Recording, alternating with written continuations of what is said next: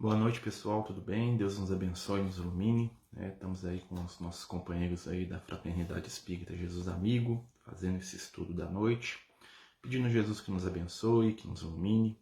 Antes da gente iniciar, a gente vai dar alguns recados aí que foram pedidos pelo pessoal da Fraternidade, os companheiros aí do Trabalho do Cristo. Lembrar que as lives estão acontecendo às 9 da manhã e às 20 horas.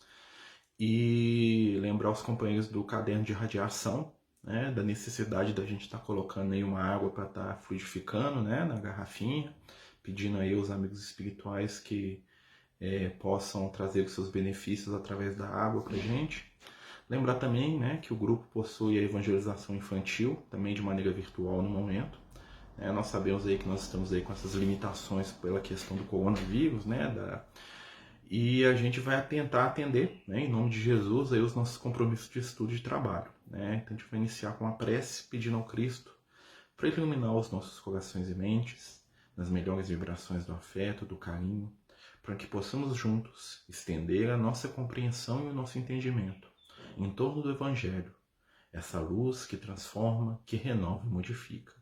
Divino amigo, te pedimos neste momento a compreensão e o entendimento, para que as palavras que forem ditas reflitam o máximo possível as vibrações do teu amor.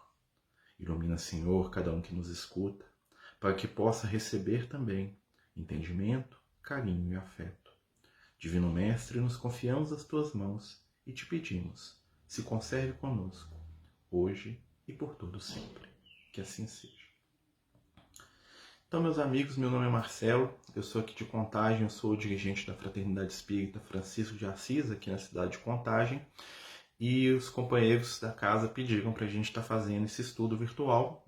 Hoje nós vamos falar um pouquinho sobre o Evangelho segundo o Espiritismo, no seu capítulo 10, nos itens 16, 17 e 18, onde a espiritualidade amiga vai trazer para a gente alguns conceitos acerca da indulgência.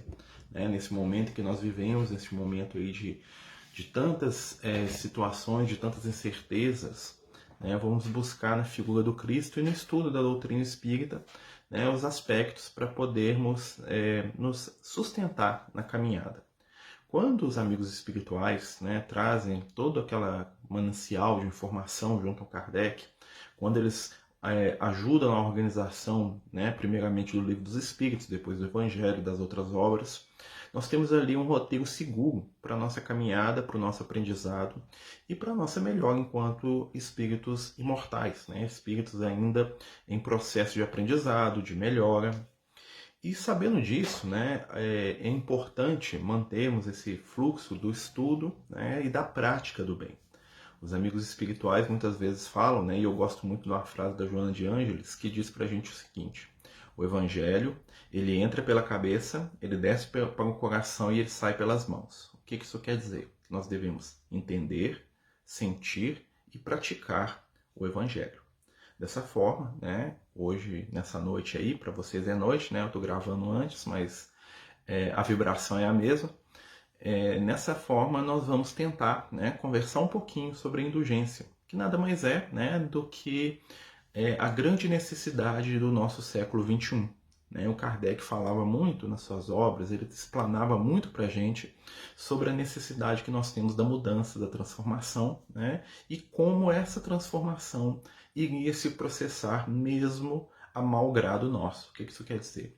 A transformação viria, aqueles que estivessem preparados conseguiriam lidar com ela, e aqueles que não estivessem prontos ou não estivessem dispostos ao movimento de transformação, esses seriam meio que arrastados pela onda da renovação que estava chegando. Nós estamos aí no século XXI, no início aí desse século, com tantas promessas, mas também tão conturbado, com essa ameaça aí do coronavírus, com as disputas sociais nas quais nós nos vimos muitas vezes envolvidos, disputas políticas, disputas religiosas, disputas de ideologias, disputas. E por isso, esse texto que o Kardec traz para a gente, ele é tão atual e tão necessário para o momento evolutivo pelo qual a gente está passando. A indulgência, que está lá no Evangelho, eu vou ler um trechinho para a gente, só para a gente poder dar uma marcada aqui no estudo, tá? Porque o meu objetivo não é falar textualmente o que está aqui, né? Nós vamos comentar sobre o texto, tá certo? Nós vamos ler aqui, ó, tá aqui no Evangelho segundo o Espiritismo, né? E o Kardec fala pra gente, ó: Espíritas, queremos vos falar hoje da indulgência, sentimento tão doce, tão fraternal, que todo homem deve ter para com seus irmãos, mas do qual bem poucos fazem uso. Olha que interessante, né? Então a indulgência é um sentimento, né, fraternal por essência, que a espiritualidade nos convida a termos uns pelos outros. E o que seria a indulgência na nossa compreensão atual? A indulgência é compreender, é entender aqueles que conosco convivem. A indulgência é aquela luz que envolve o erro. É aquela luz compreensiva, né, que faz com que a gente não sofra pelos erros alheios. Muitas vezes, né, nas nossas relações de família, de amizade, de pessoas, né, no dia a dia, nós criamos expectativas. E as expectativas são a chave, né, para os nossos, vamos dizer assim, para o nosso desequilíbrio. Todo processo espiritual e mediúnico, né, quem trabalha com a mediunidade, quem está na reunião mediúnica, né, a gente também está, a gente sabe que todo processo mediúnico, principalmente os processos obsessivos, né, o negativo que a gente está falando aqui, os processos obsessivos normalmente são baseados em quê? Sentimentos, né, e afetos mal respondidos ou mal compreendidos. Nós temos as obsessões mais simples, né, que são aquelas que se processam através de viciações. Por exemplo, eu bebo, aí o espírito quer beber junto, ou eu tenho um desequilíbrio no campo do sexo, o espírito quer, né, aproveitar daquilo, ou eu falo demais, o espírito me acompanha. São os desequilíbrios e os processos obsessivos mais simples, mais sutis, né, que vão e vêm. Mas os grandes dramas da obsessão estão em compromissos afetivos mal entendidos, ou seja, relações pessoais, relações de irmãos, de filhos, de cônjuges, aonde o excesso de confiança de um lado, né, é produzido e do outro lado existe uma quebra dessa confiança. Então, eu doei a minha vida para você, mas você me traiu, você me enganou. Ou então os grandes apegos, né? Você me roubou, você tomou de mim a minha casa. Quem já participou de reunião mediúnica, vão ver que essas histórias são constantes. Né? São corações que se ofendem por outros corações, que se machucam e que caminham um ferindo o outro, né? Durante às vezes séculos e milênios. Por quê? Porque não possuem a capacidade de avaliar o outro. Por que a gente está falando isso dentro do contexto da indulgência? Porque a indulgência, ela nasce, né, de algo que os espíritos de luz têm frisado muito para a gente nesse momento que a gente está passando. A nossa necessidade de entender o diferente. O indulgente, ele coloca sobre todas as ações e todas as questões que estão à volta dele, né, a suave vibração do entendimento cristão. A indulgência nos convida não a deixar de lado o erro, mas a entendê-lo. Muitas vezes, né, nós nos decepcionamos com pessoas, nós nos decepcionamos com ambientes, nós nos decepcionamos com lugares. Eu conheço muita gente que fala assim: mas fulano de tal me traiu, fulano de tal não é mais quem eu queria. Eu fui lá na casa espírita e eu estou decepcionado com essa casa espírita, porque lá todo mundo é vaidoso, todo mundo é arrogante, todo mundo quer mandar, eu tinha outra visão, por isso não volto mais lá. Isso é muito comum, porque na verdade nós estamos criando uma expectativa ilusória. Nós estamos criando uma expectativa que não se baseia na realidade. Então a primeira coisa para a gente poder aprender, né, a lidar com a indulgência é trabalhar o nosso senso de realidade. Qual que é o nosso senso de realidade? Somos seres em aprendizado espiritual, né, com boas intenções a maioria das vezes. Né, a maioria de nós, a grande parte das pessoas, são pessoas de boa intenção, que querem acertar e fazer o bem. Entretanto, nós ainda somos seres o quê? Frágeis, né, domados e controlados pelos nossos desejos, pelas nossas vontades, pelos nossos caprichos. E muitas vezes os nossos caprichos, as nossas vaidades e a nossa ignorância, por que não dizer, porque é ignorância, né, nos dominam. E a pretexto de ajudar, acabamos ferindo. A pretexto de servir, acabamos dominando. A pretexto de proteger, acabamos cerceando aqueles que convivem com a gente. Estar consciente disso está dentro da máxima do Evangelho, onde Jesus fala para a gente ser humildes. Né? O que é humildade do ponto de vista do Cristo? A humildade do ponto de vista do Cristo é saber se avaliar pelo que somos. Lembra quando o companheiro paga Jesus e fala assim, bom mestre. E aí Jesus vira para ele e fala assim, bom? Por que me chamas de bom? Bom, apenas o Pai. Mas mestre, bem o disseste, eu o sou. Olha só o nível de humildade de um espírito superior. Jesus, reconhecendo a bondade divina como acima, como o padrão máximo, não aceita ser chamado de bom. Entretanto, quando chamado de mestre, ele fala assim, sim, mestre eu sou. Então, nessa base de entendimento, nós vamos perceber o seguinte, o que é ser humilde? Ser humilde é saber o que nós somos e o que ainda não somos.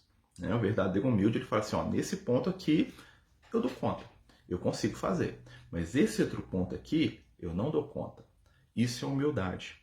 E nós também temos que aprender a avaliar, a observar os nossos companheiros de jornada com esses olhos. Muitas vezes, quando a gente entra em determinadas relações, seja na casa espírita, seja na família, seja no relacionamento afetivo, nós criamos uma figura, nós criamos um Deus, uma imagem. Quando eu falo um Deus, é um objeto de adoração, não Deus. Nós criamos um objeto de adoração naquele ser ou naquela situação e nós começamos a adorar um ídolo. O que são os ídolos? Os ídolos são tudo aquilo que eu coloco num pedestal e que eu começo a valorizar de maneira desequilibrada. Então a minha namorada é o meu ídolo. Eu a amo, ela é perfeita. A minha esposa é meu ídolo. O meu filho é meu ídolo. A casa espírita, fulano de tal, é perfeita. E no dia que aquela pessoa mostra suas características humanas, ou seja, ela vai ser verdadeira, ela vai falhar. Vai ter um dia que ela vai estar linda e maravilhosa, vai ter um dia que ela não quer saber de olhar para sua cara. Nós decepcionamos, porque na nossa visão, aquele ser está idealizado. E hoje, nessa época que nós vivemos aqui, nós vamos notar que nós vivemos o quê? Nós vivemos a era do clique, a era do like, a era do gostei, a era da curtida, a era da aparência acima de tudo. Não importa eu ser bom, todo mundo tem que achar que eu sou bom. Se todo mundo achar que eu sou bom, eu não preciso nem ser bom, porque o que importa é o exterior. Não importa eu ser ético, importa eu parecer para as pessoas que eu sou ético. Muitas pessoas se perdem nisso e cria-se o quê? O maior problema da nossa época, que é a cultura de aparência. Outro dia a gente estava vendo aí no jornal, nesse momento de quarentena, quantas pessoas que têm uma condição financeira invejável, estão aí, passando o tempo todo aí no Instagram, no Facebook, em outras mídias, igual nós estamos usando aqui, para poder aparecer, para poder se mostrar, olha que a minha casa é assim, que a minha casa é assada. Assim, é a cultura da futilidade, da superficialidade. E muitas vezes, quanto eu mais mostro externamente, mais eu escondo a minha intimidade. E por isso as nossas relações, elas são superficiais, são relações, como diz um amigo meu, de plástico, que não suportam atrito. Hoje é muito comum, nos casais mais jovens, às vezes eu converso com algumas pessoas na casa espírita, a gente faz atendimento fraterno, que é uma das grandes tarefas da casa espírita, o atendimento fraterno, a conversa, o escutar, o consolo. E a gente percebe que as pessoas elas não têm paciência para lidar com o outro. Nós hoje trocamos os relacionamentos quando aquilo não nos agrada. Não me agradou, pego o jogo fora, pego o outro. Não me agradou, pego o jogo fora, pego o outro. Ou seja, está faltando indulgência. Tudo isso que a gente está conversando aqui é com o objetivo de levar ao entendimento de por que a indulgência é tão importante. Lá nos livros do André Luiz, os amigos espirituais alertam que, enquanto encarnados, e no plano espiritual também, mas vamos focar aqui no plano físico, nós vivemos em uma verdadeira guerra mental. É como se nós lançássemos da nossa mente, uns para os outros, constantemente, petardos mentais. O que é o petardo? Petardo é um termo antigo, lá da década de 50, que quer dizer uma bomba ou um míssil. Então nós jogamos petardos, nós jogamos mísseis mentais uns nos outros. Porque o nosso pensamento traduz a nossa realidade. Isso é uma verdade na mediunidade, isso é uma verdade nas relações interpessoais, e isso é uma realidade na nossa vida. Vivemos em espírito onde projetamos o nosso pensamento, nos falou Emmanuel. E isso tem tudo a ver com o momento que nós estamos passando. Por quê? Porque nós estamos invigilantes. E aí, o que está acontecendo? Nós estamos guerreando o tempo todo mentalmente. São guerras de ideologia, são guerras políticas, são guerras sociais, são guerras econômicas, guerras, brigas, disputas, né? E o momento nos pede, o momento que nós estamos vivendo, se não união, né, que seria o ideal, mas um senso superior de compreensão. Entender quem somos nós neste momento no planeta Terra. O que nós estamos fazendo aqui na Terra? Nós estamos aqui para ficar disputando se A, B, C, verde, azul, laranja ou amarelo está certo? Ou nós somos espíritos em evolução com propósitos superiores? Qual que é o futuro da humanidade? Qual que é o futuro do nosso mundo? A espiritualidade já está preparando isso. Nós estamos às portas do mundo regenerado, né? Que vem com propostas de transformação, de renovação, de mudança, de crescimento. E essas transformações já estão acontecendo. Por isso, a nossa relação uns com os outros é fator determinante na nossa caminhada evolutiva. E para a gente conviver, nós precisamos compreender.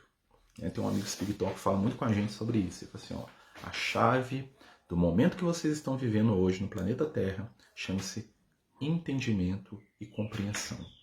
Compreensão é entender junto, é se colocar no lugar. É necessário desenvolver fatores de empatia, porque quando eu compreendo, eu desenvolvo a indulgência. E o que é indulgência, senão o entendimento profundo da fragilidade daquele que convive conosco? O que é indulgência, senão uma ferramenta de transformação, de renovação na nossa vida a partir da convivência?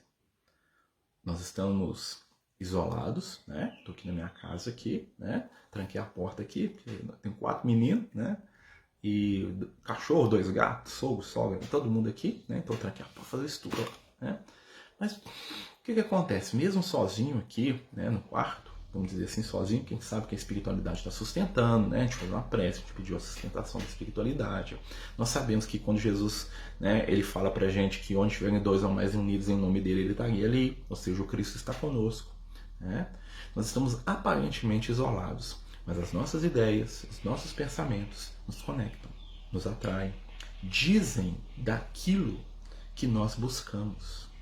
Né? Então nós temos que começar a trabalhar os nossos pensamentos, nós temos que começar, né, a renovar o nosso entendimento a partir do quê? Dos conceitos do Cristo, os conceitos libertadores do Cristo, que são trazidos para nós no Evangelho e que são aprofundados na temática espírita. Né? Quando Kardec começa a codificação, o que ele está fazendo com a gente? O Kardec está criando uma metodologia de prática do Evangelho. Os espíritos de luz, quando trazem o conhecimento espiritual, quando nos falam da imortalidade, da certeza que a vida continua, quando abrem a nossa perspectiva para uma vida mais ampla, que é isso que eles fazem, né? Eles nos ensinam, tem alguma coisa além disso aqui, né? Tem alguma coisa além dessas paredes desse quarto que eu estou aqui. Tem alguma coisa além da minha individualidade, do meu gosto, da minha vontade, do meu ego. De todo mundo espiritual, eterno, dinâmico, né? Em movimento, que busca o aprimoramento, o bem e a luz. E eu, mesmo sem saber, já faço parte desse mundo espiritual. O que eu preciso é o quê? Despertar as ferramentas necessárias para poder entrar em afinidade com essas energias espirituais. Vamos fazer mais uma leiturinha aqui, só para a gente puxar o nosso texto. Olha só. Eu acho muito interessante. Ó. A indulgência não se ocupa jamais com os atos maus do outro, a menos que isso seja para servir. E tem ainda cuidado de atenuar tanto quanto possível. Não faz observações chocantes, nem tem censura nos lábios, mas somente conselhos e frequentemente velados. Quando criticais, que consequências deve tirar das vossas palavras? É que vós censurais. Não terias feito o que reprovais e valeis mais do que o culpado. Ó homens, quando, pois, julgarem nos vossos próprios corações, os vossos próprios pensamentos, os vossos próprios atos, sem vos ocupardes do que fazem os vossos irmãos, quando não abrigueis os vossos olhos severos, senão sobre vós mesmos. Então, a indulgência tem tudo a ver com o julgamento. Né? Tem uma passagem aqui que veio na minha cabeça aqui, que é muito famosa, está lá no livro Boa Nova, né? do Chico, através do irmão X ou Humberto Campos, né? É o mesmo espírito, né? Só usa o pseudônimo.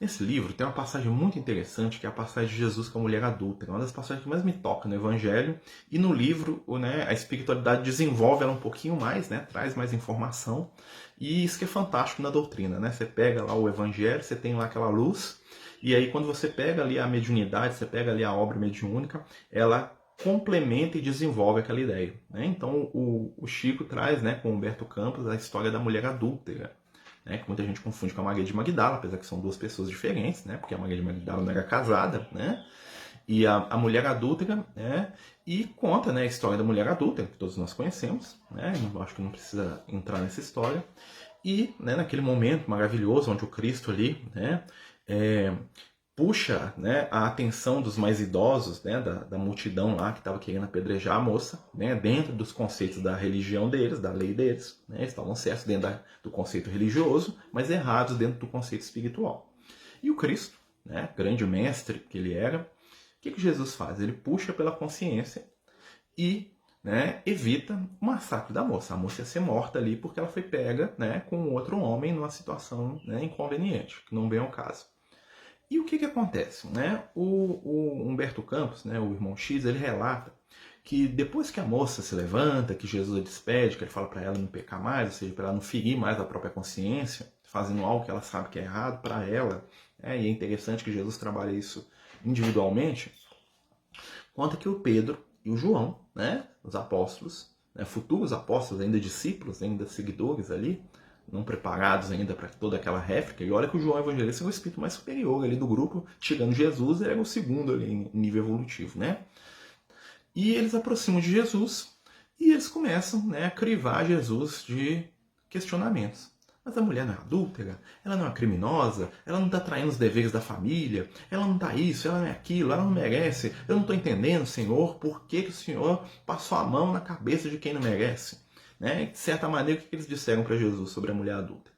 Você está passando a mão na cabeça de quem está errado, você está protegendo bandido. Né? Ela é uma criminosa, porque aos olhos da sociedade da época, tá? Nós temos que contextualizar isso, dentro do conceito, né, social no qual eles viviam, uma mulher era criminosa agindo daquela forma. Criminosa mesmo, merecia morrer. Dentro da Claro que hoje a gente não entende assim, graças a Deus, né? Amém. Mas na época de Jesus, era coisa comum, tá? Que uma mulher pega em adultério e ia ser apedrejada até a morte. Isso aí era natural.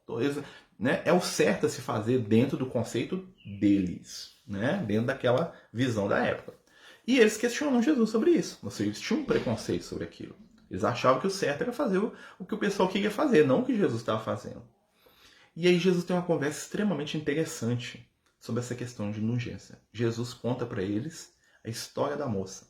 Ele fala assim, olha, você esteve com ela, né, quando na sua infância ela era um instrumento, um objeto dentro do próprio lar. Vocês conhecem, né, a história dela, né? Eu estou falando com as minhas palavras, tá, gente? Quando aos 12, 13 anos de idade, ela foi vendida pelo pai, né, para ser esposa de um companheiro que ela mal conhecia e que nunca tratou com carinho. Vocês estavam com ela quando ela recebeu humilhações, dores e desespero. Vocês sabiam, estavam com ela, vocês viram quando ela recebia os seus filhos de dor, né? Ela ia engravidando e tendo seus filhos, sem poder falar, né? Você estava com ela quando nas noites escuras, quando todos estavam dormindo, ela chorava sozinha no escuro. Vocês estavam com ela, né? Quando alguém, né, de má intenção aproveitou todas essas fragilidades e a seduziu, né? Porque na cultura dos judeus, tá? A culpa era sempre da mulher, né? Porque é ela que tinha seduzido o cara. E Jesus foi abrindo os olhos dele. O que Jesus foi fazendo? Ele foi produzindo um efeito de empatia. Aí eles ficaram calados, né? Porque o João Evangelista não era bobo, né? Então ele pegou o ensinamento. Então o Pedro também era meio turrão, mas ele também não era bobo. E aí Jesus falou assim, vocês não estavam, mas eu estava. O que Jesus quis dizer? Jesus a compreendia porque ele sabia qual era a história dela. né? Dentro do conceito da religião deles ali, da cultura deles, ela estava errada. Mas dentro do conceito de quem sabe de verdade, ela era apenas uma vítima. Uma vítima daquela sociedade, uma vítima dela mesma, né? Porque ela estava com o inferno dentro do próprio coração, tá? Porque ela se sentia mal com o que ela tinha feito, né? Uma vítima da vida. É um espírito que precisava de muito mais de quê? De amparo. Aí nós vamos entender o que Jesus fez. Jesus não foi lá tocar pedra na cabeça dela. Jesus foi lá o quê? Consolar e reerguê-la. Porque a vida dela, meus amigos, depois daquilo, ia ser fácil não. Tá? Jesus ajudou ela ali, mas ela nem ia mais ser recebida na casa dela, ela ia ser tratada como um pária, ela ia sofrer o pão que o diabo amassou, porque a sociedade dela não tinha outra palavra para mulher adulta ainda não, entendeu? Então assim, a vida dela ali ia ser muito difícil depois daquilo. E o que Jesus fez quando ele fala da história dela para os discípulos? Ele produz neles empatia. E quando você tem empatia, você deixa de criticar para começar a compreender. Aí nós vamos entender por que Jesus fala que ele não julga ninguém, né? Porque ele sabe das nossas histórias. Por que os amigos espirituais não nos julgam? Porque eles nos entendem. E eles entendem que a maioria das nossas falhas, dos nossos erros, das nossas limitações, são produto do nosso atraso e da nossa infância. Somos ainda seres muito, muito limitados. Somos seres que se espremer a gente, nós fazemos bobagem. Se apertar a gente um pouquinho, nós enfiamos o pé na jaca. Né? Se nos der uma oportunidade de cair no vício, nós vamos cair. Por quê? Porque nós ainda somos seres muito jovens, espiritualmente muito imaturos. E principalmente quem acha, né, que já é o espírito evoluído. Tá? Nós somos evoluídos em comparação com as formigas, com as baratas, com o reino animal, vegetal, e nós somos evoluídos. Mas do ponto de vista humano, nós estamos apenas iniciando a nossa caminhada. Nós estamos apenas iniciando uma trajetória. E aí entra a indulgência. Não há indulgência se não houver contato. Né? Para mim poder perdoar a falha do outro, eu tenho que entender como é que ele enxerga a vida. Eu tenho que estar disposto à convivência. Por isso que nós estamos sofrendo tanto hoje. Hoje, o que está acontecendo? Nós julgamos o outro de maneira muito rápida. Ou ele é um bom, maravilhoso, tudo que ele fala é certo e perfeito, ou ele é um monstro que tem que ser destruído, morto, escorraçado. Por quê? Porque tudo nosso hoje está baseado em relação de superficialidade. E aí entra a mídia, aí entra as redes sociais, nós aqui, ó. As redes sociais são uma ferramenta maravilhosa, né? Enquanto eu estou conversando com vocês aqui, olha só, estou gravando esse estudo para vocês, né? Com muito carinho, aliás, tá? E eu sei que vocês estão aí exercitando a paciência de nos escutar. No mesmo horário desse estudo, eu tenho um live lá no Instagram, né? Que eu estou falando de... Nós estamos fazendo um estudo também, tá lá. E através dessa tecnologia, nós podemos dividir a nossa atenção, fazer várias coisas no bem. Mas ao mesmo tempo, através da tecnologia, eu posso difamar, eu posso atacar, eu posso destruir, eu posso criticar pejorativamente quem eu não gosto. Prestem atenção, meus amigos. Hoje nós estamos vivendo um processo de apedrejamento mútuo. Se eu falo que eu sou de esquerda ou de direita, de cima ou de baixo, naturalmente a minha fala passa a não ter valor para um grupo de pessoas e ser valorada por outro. O que isso quer dizer? Se eu falo assim, olha, eu sou laranja, todo mundo que é verde vai me detestar porque eu sou um idiota. Se eu falo assim, eu sou verde, todo mundo que é laranja vai achar, sabe nada. Estão me julgando por rótulos, por superfície. E aí o que está acontecendo? Brigas, discussões, tentativas não de entendimento, mas de destruir aquele que não pensa como eu penso, ou que não concorda com as minhas ideias. E o pior de tudo, em nome do bem. Porque tenho certeza, meus amigos, cada pessoa que defende uma ideia, uma forma de pensar, uma postura política, um lado, um time de futebol, tenha certeza absoluta que essa pessoa acha que ela está com o bem. Acha que ela está defendendo o que é certo. Mas aí eu volto, à questão da indulgência. Como é que nós vamos ter indulgência se eu não quero ter convivência? Como é que nós vamos ter indulgência, que é o perdão, é a compreensão, é o calar sobre o erro alheio, que não quer dizer ser apático. Os espíritos são muito enfáticos sobre isso, com Kardec. Ser indulgente não é fingir de bobo. Ser indulgente é ressaltar o bem diante do mal. Ser indulgente é valorizar o positivo, é aquilo que os espíritos de luz fazem. Observem bem. Os espíritos de luz nas obras, você vai ver lá os livros do André Luiz, as obras do Divaldo, vocês vão ler lá várias obras aí, né, dos médiuns confiáveis que a gente tem aí, dos companheiros aí espirituais, o Emmanuel, João de Ângelo, Manuel Filomeno de Miranda, tem várias obras aí que são basilares aí junto com as obras do Kardec, inclusive as obras básicas, né, a gente vai ver muito nisso. Qual que é o tratamento dos espíritos superiores em relação aos criminosos, aos bandidos, às pessoas que falham, aos malvados? Observe, qual que é o comentário de um instrutor Alexandre, de um Clarencio, de um Calderaro, de um Gúbio? Qual que é o comentário de um Emmanuel, do Espírito da Verdade, de um Lamennais, de um Erasto de Roterdã, sobre aqueles que se prendem no mal? É o nosso irmão. Ele não sabe o que faz, palavras do Cristo. Ele está doente. Ele não compreende. Ele não está pronto. Crítica zero. Comiseração constante. Observem que a linguagem dos espíritos de luz em relação àqueles que vivem ainda jungidos, ou seja, presos às experiências das trevas, é sempre compreensiva. Que não quer dizer que eles chancelem ou aprovem os comportamentos desequilibrados daquele ser. Muitas vezes fala assim, nosso irmão está doente, nosso irmão em desequilíbrio necessita de um termo na ação dele. E muitas vezes a espiritualidade age de maneira enfática, limita, cerceia muitos direitos de algum espírito que está se comprometendo. Entretanto, a crítica negativa não existe. Em primeiro lugar. Por quê? Porque eles sabem que essa situação é reflexo de um momento evolutivo. Meus amigos, o mal, ele é transitório. O mal é expressão da nossa transitoriedade e da nossa infância espiritual. O mal é feito para acabar. Como diz um amigo espiritual, tudo aquilo que nós temos de conquista na nossa intimidade no bem é conquista eterna. Porque aquilo que você carrega na luz, você nunca vai perder. Entretanto, aquilo que nós possuímos no mal, os nossos defeitos, os nossos erros, são considerações e situações transitórias da nossa jornada. Acima de tudo, transitórias.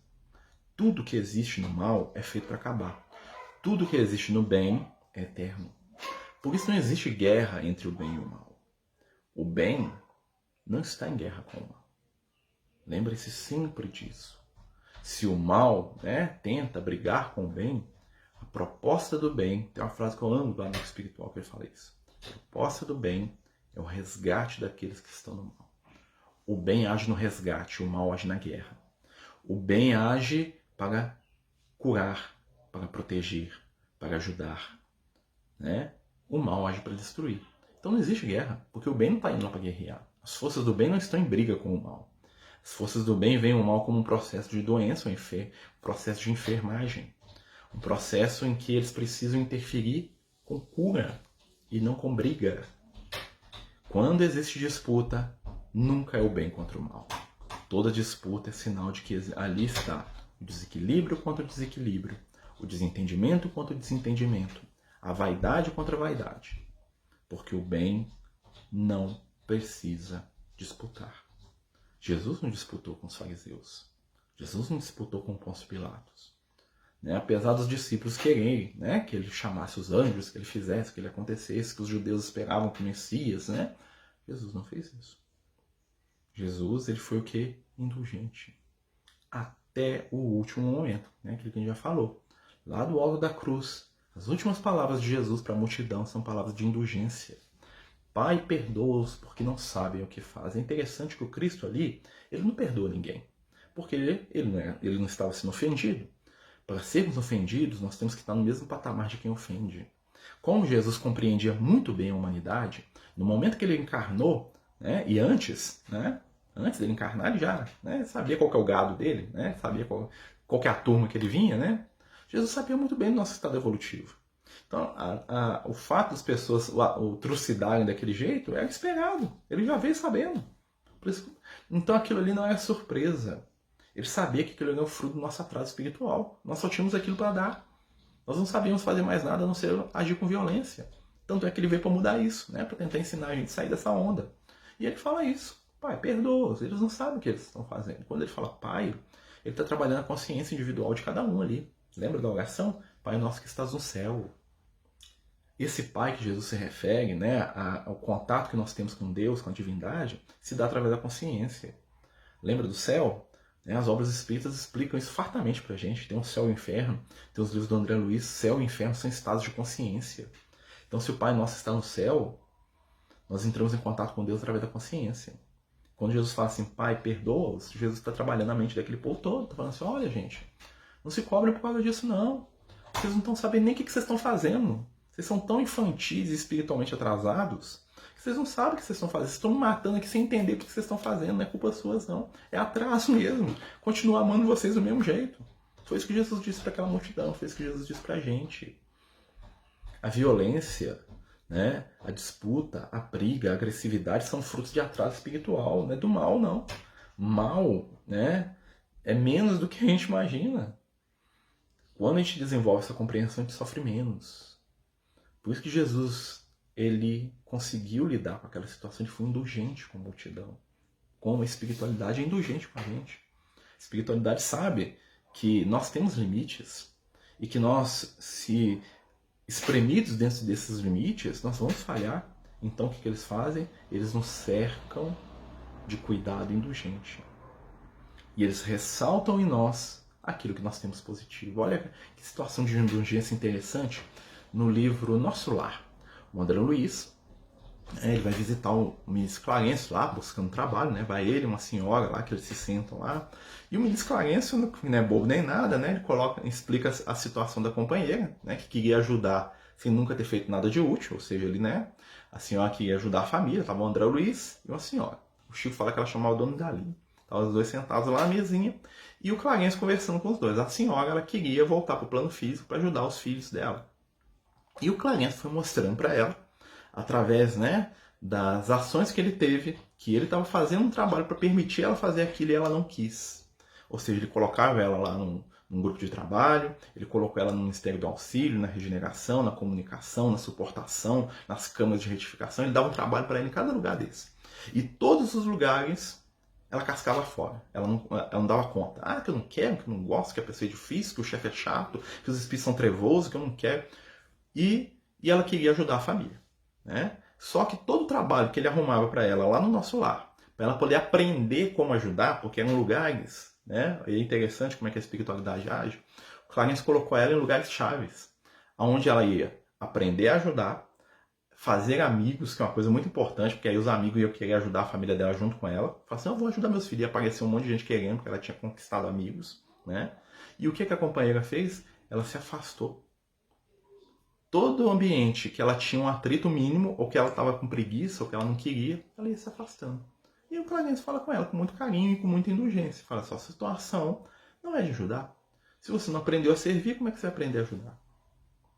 Né? Você vai comparecer ao lado da sua família, né? Como anjo de mãos ressequidas. Você não tem o que oferecer. Você não se aprendeu, você não quis aprender. Né? E deixa a moça pensando. Quando ele foi conversar com o André Luiz, né, que é o mais interessante, não vou nem falar da conversa, e sim de um ponto particular dessa conversa. Leia um livro, Nosso Lar. Fantástico, gente. Quem não leu, tá perdendo. As obras do André Luiz, ó, verdadeiras luzes trazidas pra gente. Mas o ponto que eu quero chegar nessa conversa é o seguinte. O Clarencio fala pro André Luiz, né? Assim, ele analisa a ficha do André Luiz, a gente trabalha enquanto médico, né? E fala, primeiro ele dá uma lambada no André Luiz de amor, né? Ele fala assim, ó, se você é médico, se não ser médico, isso não vale nada. Isso pra nós aqui é ficha de serviço. O que importa é como você preencheu a ficha. E aí ele vai lendo a ficha do André. Muita irreflexão, muita vaidade, muito desequilíbrio, e vai lendo. Entretanto, ele fala assim, ó, você atendeu não sei quantas mil pessoas de graça. Muitas vezes por mosto. O que isso é? Só para aparecer mesmo. Só para tirar uma de gostoso. Né? Que o André Luiz fazia aqui. Entretanto, né, Algumas dessas pessoas, acho umas 15, eu não lembro o número certo, fazem incessante prece para você, ou seja, atender umas pessoas de graça para aparecer para os outros, e nem queria ser bom nem nada, queria aparecer. E algumas daquelas pessoas guardavam aqui no coração. Nossa, esse cara ajudou meu filho, tratou da minha mãe, me ajudou. E faziam prece pelo André Luiz todo dia. Jesus abençoe o doutor, né? Claro, né?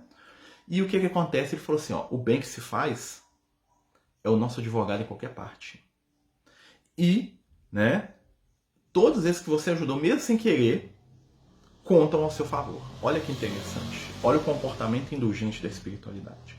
Eles pegaram tudo que o André Luiz fez na vida dele, né? Selecionaram as coisas positivas, né? Dessas coisas positivas que ele fez para aparecer, tá? Eles tiraram menos ainda daquilo que foram as pessoas que faziam prece para ele, e com isso o Clarencio usou para poder dar ao André Luiz a oportunidade de trabalho no nosso lar. O mínimo bem que ele fez foi observado. Em vez da espiritualidade falar, que você era vaidoso, arrogante, eles falaram isso em momentos chaves para ele. Né? Quando o André Luiz precisava de um chá de realidade, né? Fala, meu filho, você está na condição de que está precisando de ajuda, você não está aqui para ser médico não, meu filho. O Clarence fala isso com muito carinho, mas fala. Né? E ele ainda fala para o André Luiz, não tem apenas palavras amargas para você não, porque o André Luiz começou a querer chorar lá, imagino, né? O Clarence falou para ele a verdade, falou, meu filho, aqui, ó, você é um ótimo anatomista, fisiologista, mas você não tem qualidade para ser médico aqui no plano espiritual, não. Né? Você não tem amor, você não tem compreensão humana. Aí o André Luiz desabou, né? Não que começou a pera, mas eu não tenho só palavras negativas por você. Aí nós vamos ver a crítica do ponto de vista positivo. Ele pega os pontos que o André Luiz teve no bem e a partir disso ele começa a construir o reinício do André Luiz. Isso é o comportamento indulgente. Ao invés de falar que o cara é bandido, criminoso, ladrão, um dia ele deu um copo d'água para alguém. Então nisso aqui que nós vamos pegar. É assim que a espiritualidade age. É assim que nós não agimos. Porque para nós o mal vale mais do que o bem. Então se uma pessoa ela tem um comportamento equilibrado a vida toda e ela tem um erro, nós massacramos aquela pessoa e nós cancelamos a pessoa, né? Tem um negócio de cancelar, hoje em dia você cancela, cancelei. Né? O que é cancelar? A pessoa faz uma coisa que não é aceita pela maioria, ela é cancelada, as pessoas falam que não serve mais. Como se o que nos valorizasse hoje fossem os nossos conteúdos negativos, não os nossos conteúdos positivos. Então a gente tem que parar para pensar nisso.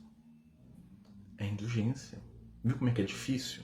É muito lindo aqui no livro, quando a gente pega aqui, ó, a gente pega aqui o Evangelho segundo o Espiritismo, ele mostra um trechinho, né? Sede, pois, severos convosco, indulgentes para com os outros.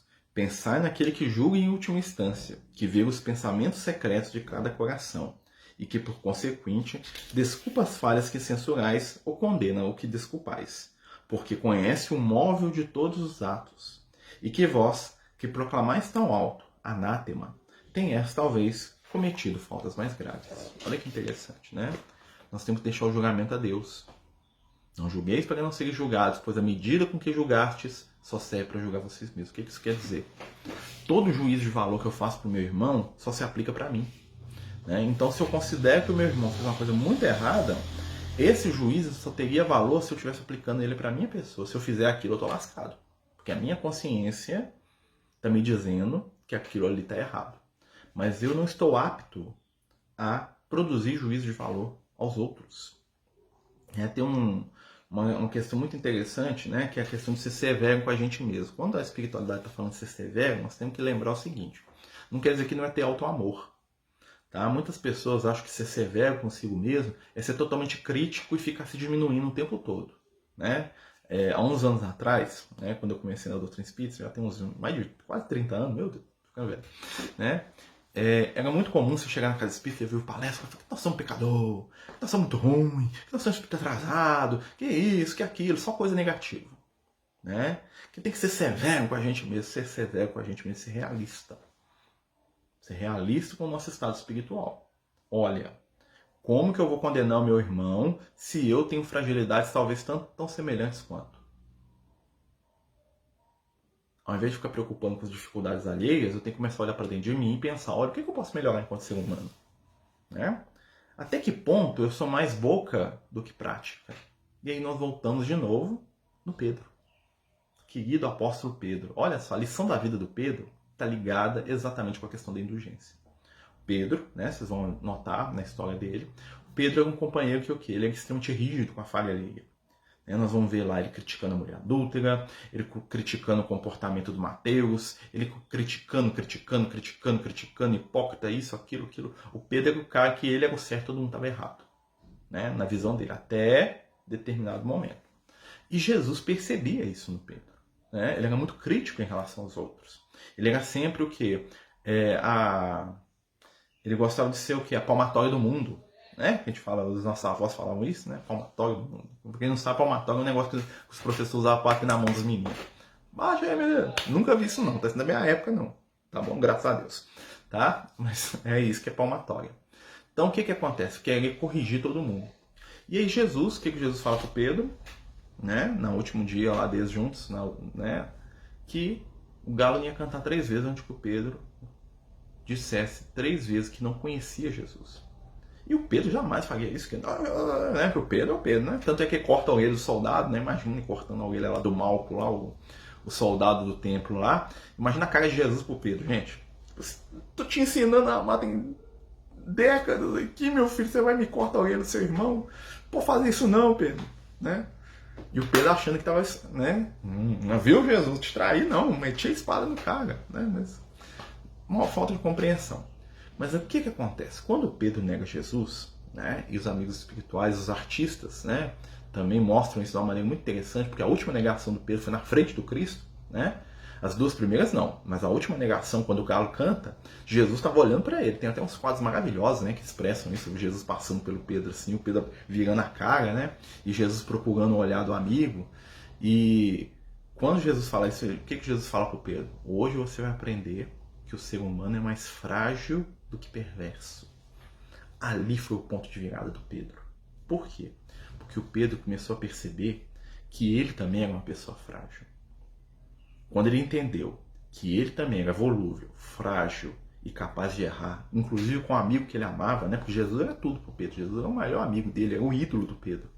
No momento que o Pedro se vê negando Jesus por causa do medo, porque ele estava com medo de morrer ali. Tipo assim, vou falar que eu não conheço esse cara, como morrer? O medo foi mais forte que a amizade que ele tinha por Jesus naquele momento. Aquilo foi como uma bomba atômica caindo na cabeça dele. Mas aquilo foi bom. Por quê? Porque Jesus... O que Jesus estava ensinando para o Pedro naquele momento? Pedro, para te julgar as pessoas. Você é mais frágil do que você imagina. E é assim que é o ser humano. No dia que você entender isso, você vai evoluir. Foi o que aconteceu com o Pedro.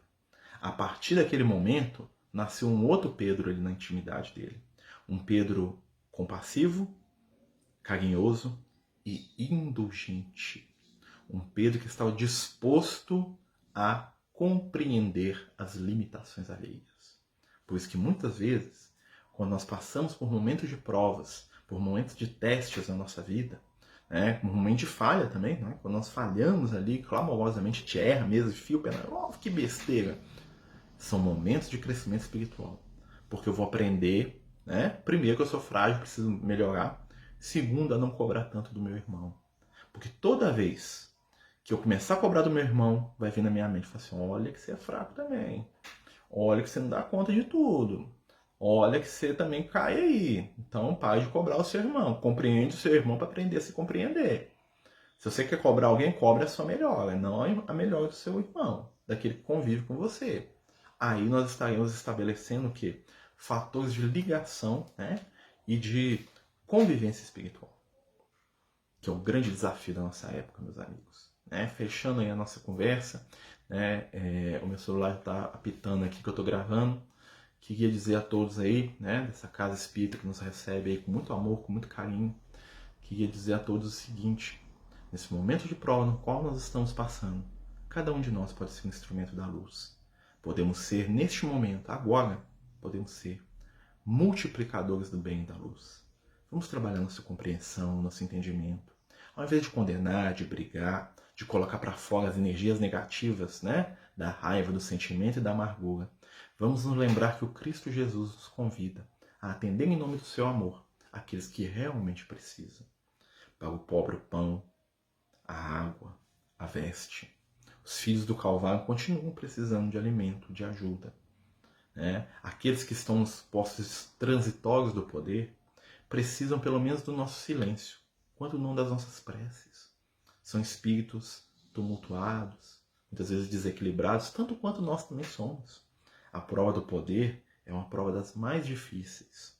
E vamos nos lembrar, meus amigos, vivemos em espírito onde está o nosso pensamento. Vibrando juntamente ao Cristo, nas ações de transformação, de melhor, de crescimento, estaremos dando espaço efetivo para a transformação que a gente tanto quer que aconteça no mundo. E toda transformação material será sempre reflexo da transformação do indivíduo. Vamos agir com mais indulgência. Vamos valorizar o bem, observar a luz, né? Falar sobre o amor, sobre coisas boas. Vamos lembrar de que aquilo que nós falamos é aquilo que nós vivemos. Mais uma vez uma frase do ministro Clarence, lá no livro Nosso Lar. Queres realmente a mudança, com transformação e melhora rumo ao futuro? Aprende uma coisa. Deixa de comentar negativamente a própria situação, pois falar do mal é revivê-lo. Ele fala isso para o André Luiz e é uma frase que serve para todos nós. Queria agradecer os companheiros da casa, né, que nos dão aí a oportunidade do estudo. Queria pedir aos amigos espirituais que nos abençoem a todos. Né? Queria aproveitar aqui, né, antes da prece final, divulgar, nós temos um trabalho no Instagram, né? Nós temos um grupo no Instagram chamado Amigos do Caminho, onde a gente posta mensagens todos os dias praticamente, onde a gente faz lives também, estudos de doutrina espírita, né? Quem estiver disposto a conhecer, temos uma página no YouTube e temos também esse grupo no Instagram, Amigos do Caminho. É só procurar lá, vocês vão ver lá. Tá? Queria agradecer mais uma vez a oportunidade, pedir a Jesus que nos abençoe e nos ilumine. E elevando os nossos pensamentos ao Cristo, pedir para que o seu amor nos conduza ao entendimento, à paz, à vida. Desenvolve, Senhor, nos nossos corações a certeza do bem, a oportunidade do trabalho. Permite, Mestre, que possamos ser extensões do teu amor e que as nossas mãos estejam junto às tuas, no trabalho, na renovação. Abençoa, Senhor, aqueles que amamos, aqueles que precisamos aprender a amar, e permite que possamos pedir perdão, compreender, respeitar e seguir. Mais uma vez te agradecemos e te dizemos, fica conosco, hoje e sempre, que assim seja. Muito obrigado, meus irmãos, meus companheiros, de coração. Agradeço aos companheiros da nossa casa aí, que estão nos recebendo. Peço desculpa por qualquer bobagem, aí vocês usem indulgência comigo, tá? Se eu falei besteira, use indulgência, tá bom? Que Jesus abençoe todos vocês. Muita paz, muita luz. Muito obrigado.